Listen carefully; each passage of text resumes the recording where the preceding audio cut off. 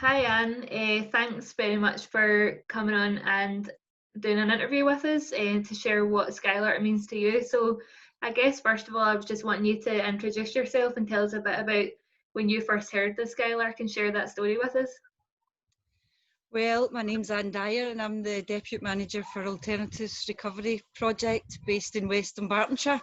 And the strange thing is, the first time I heard about Skylark was I was flicking through the local newspaper, and because we like to get involved in loads of kind of positive things in the community, I seen an SOS, which is strange when you think the story of the wee SOS that went out originally, but no known really anything about Skylark and no really known anything about boats. I just thought, what they're looking for, could we get involved?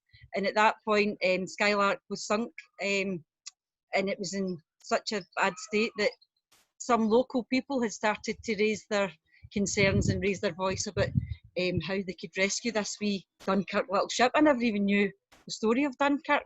I know loads now.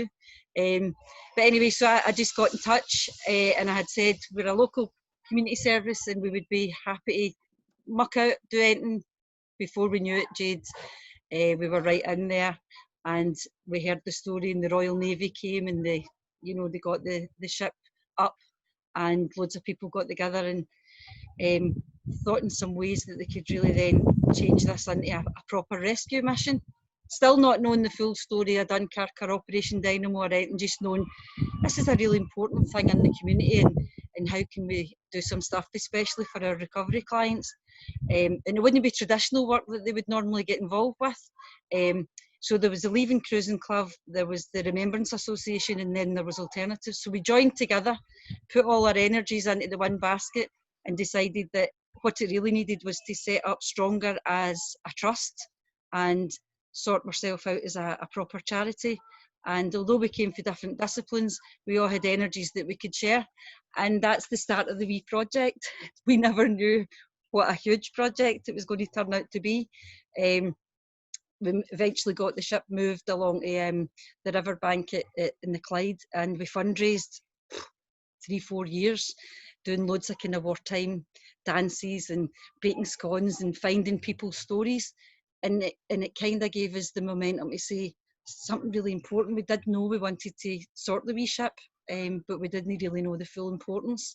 And then we spoke to veterans and their families, and they came along to our wee events and they could tell the story. So we thought, yeah, the ship needs saved, but the story needs saved, and people need involved. And we in the recovery service have got loads of people that need to be busy and learn new skills. And this it married up completely. And on the journey to finding out how you go about getting proper major funding, which eventually happened through Heritage Lottery, we just done crazy things, car boot sales, t-shirts, pens, a wee woodwork class to get folk skills, and just test the water with everything, and eventually hooked up then with Scottish Maritime Museum and said, we need to admit now we don't really know that we're that much expert, apart from the fact that we have a mission to save. I think our enthusiasm kept everybody going, and Scottish Maritime came in and said, we've got a boat building school actually, we could maybe help you with this rescue. Loads of other beautiful stories, like we fundraised to take some of the recovery guys to Dunkirk for the 75th anniversary, and here we are at the 80th this year, and these lads had never even had a passport. We had to fundraise for that. In fact, a lovely lady that was connected to the Dunkirk story sponsored one of our lads, and he'd never ever been outside Scotland.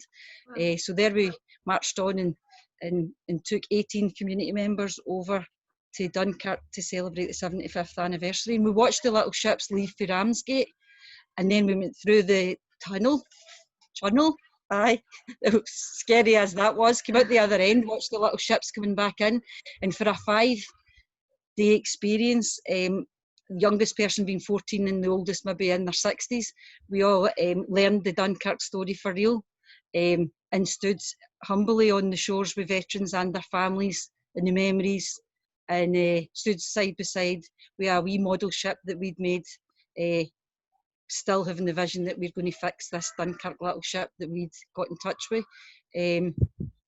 That experience will never leave us. The man that took us on the tour was a retired history teacher, and he does now bespoke tours regarding World War I and World War II. We also had a professor from Glasgow University who's now one of our steering group committee, and it was like, how could I say it, with this tour bus, right, with all our guys who'd never had a passport, never been anywhere in their life, and we had these two absolute experts who could just tell us the story and unfold what happened with World War I, relating to World War II, and the Dunkirk story, and how that was pivotal in changing the whole, bringing the wee ships to bring folk home. And oh wow. So even over dinner at night, we could continue whatever tour we were on that day. We could continue to ask the professor and the teacher, can you tell us? And they told us in a dead meaningful way. So I always said to the lads and the girls that we were away, do you know, that was like a walking history tour. We learned a lot about ourselves, but we learned the Skylark story.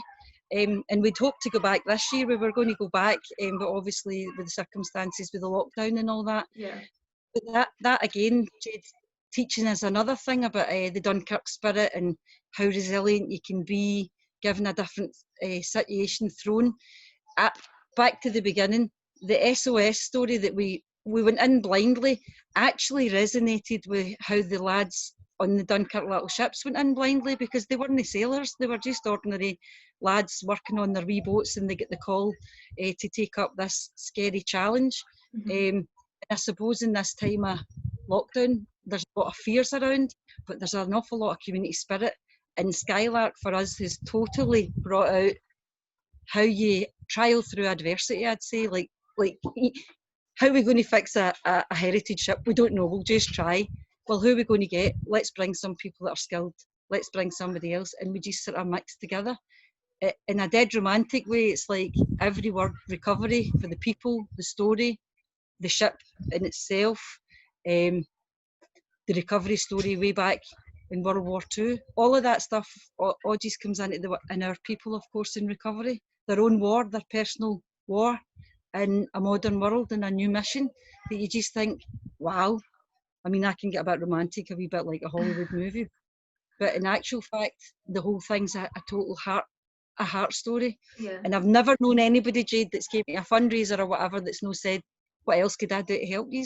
The crowd following that we've got for young to older people in the community, it's been amazing. It's been amazing. So it's clear to see you're obviously really passionate about the Skylark project. I'm just wondering if you could explain a wee bit more about what your current position is within the project. So at the beginning, when we set up the trust, I was voted on as the chairperson just to get them started a wee bit, and because I'd worked in the community for a long time. Subsequently from that, once it was quite established, I was able to step back, and my function and role then was advisor, and I still wear that hat today. So I work in my day job with the recovery clients from West Dun and alternatives, but at the same time link and liaise and oversee and prompt and support, I suppose, the Skylark Trust. And fortunately, we've been able to get major funding and loads of little pots of funding as well.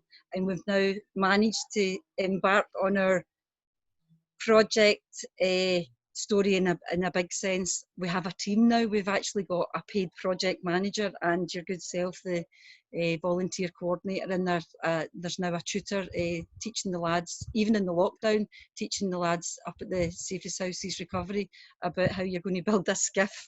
I mean, we're doing that online now. It's amazing the creativity that comes out at times of need. So here we are, we've got an actual team. My role still is to be like that person that just kind of has a wee helicopter view what's going on.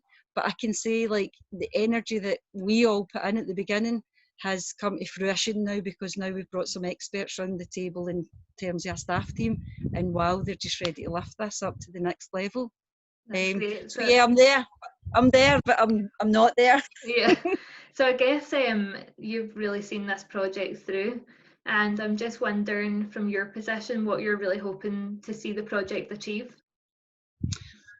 Well, primarily we want the little ship to be sailing again, and always our vision is it'll be like a recovery theme running through that, through people and boat, and a living legacy again on the River Clyde, like an interactive museum where young school children can come, or tourists, or community members come and enjoy the story, but also enjoy the sail from Bowling right down to the Dumbarton Castle and near Denny, where you can look at the whole heritage of Dumbarton in terms of shipbuilding, and not just Skylark's story, but the biggest thing is when you talk to the young people, the young pupils, primary and secondary, and even some historian students, we'll be able to have a tangible piece of World War II, and it's not just telling the story. You can actually sail on a World War II Dunkirk little ship and hear a story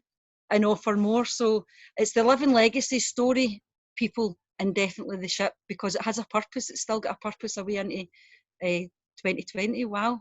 Definitely. No, that's been really interesting to hear that, and it's certainly exciting to be a part of such an innovative project. I think we could say it's something really new and different. So thanks so much for sharing that with us, and I'm sure we'll see you around on Skylark stuff soon.